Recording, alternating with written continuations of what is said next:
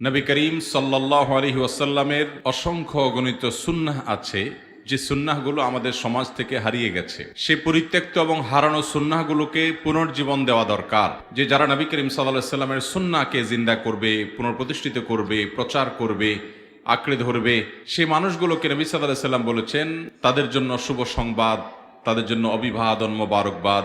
সেরকম 40টি সুন্নাহর সঙ্গে আজকে আমরা পরিচিত হব ইনশাআল্লাহ। এক, রাস্তা থেকে কষ্টদায়ক কোনো কিছু পড়ে থাকতে দেখলে সরিয়ে ফেলা।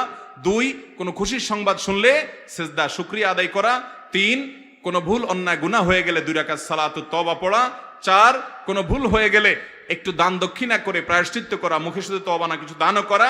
5, কোন একটা মজলিসে বসে আছেন, কোথাও বেশি আছেন, বেশি বেশি ঘন ঘন ফাঁকে ফাঁকে ইস্তেগফার পড়া, আস্তাগফিরুল্লাহ ওয়া আতুবু ইলাইহি পড়া। 6, ওসিয়ত লেখার মতো কিছু থাকলে পরিবার পরিজনকে সম্বোধন করে ওসিয়তনামা লিখে রাখা, মৃত্যুর আগে আগে, প্রয়োজনে কদিন পর আপডেট করবেন। 7, এশার পরে দ্রুততার সাথে তাড়াতাড়ি ঘুমায় পড়া, দেরি না করা। 8, এশার নামাজ একটু বিলম্ব করে পড়া, এশার আগে খানা খেয়ে ফেলা। 9, সম্মানিত 4 মাস জিলকদ, জিলহজ, মুহররম এবং রজব, এই 4 মাসকে সম্মান দেওয়া, অর্থাৎ সম্মান, এই 4 মাসে গুনাহ থেকে বাঁচার বিশেষ চেষ্টা করা, রুটিন ইবাদতগুলোকে বিশেষ গুরুত্বের সাথে করা। 10, মুহররম মাসে নফল রোজা 2-4টা হলো রাখার চেষ্টা করা। 11, বৃষ্টি হলে মাঝে মধ্যে গায়ে একটু বৃষ্টির পানি লাগানো। 12, মসজিদে ঢুকার পর 2 রাকাত নামাজ পড়া, ওযু করার পর 2 রাকাত নামাজ, তাহিয়াতুল ওযু, তাহিয়াতুল মসজিদ পড়া।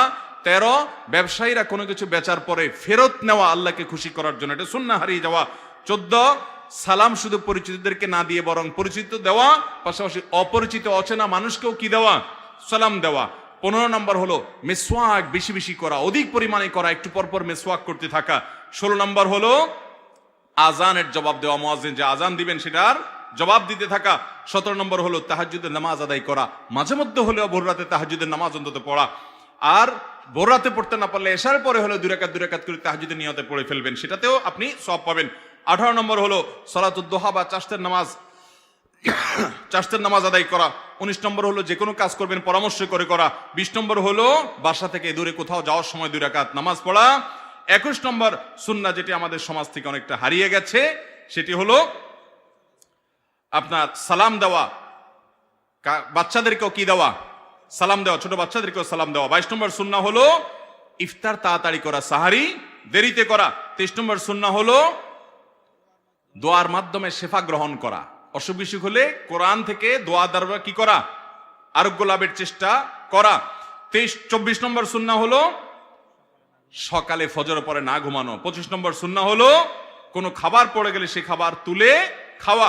এবং 26 নম্বর সুন্নাহ হলো সফর থেকে ফিরে আসার পর মসজিদে, বাসার এলাকার মসজিদে 2 রাকাত নামাজ পড়ে তারপরে বাসায় যাওয়া। 27 নম্বর সুন্নাহ হলো মাঝে মধ্যে খালি পায়ে হাঁটা।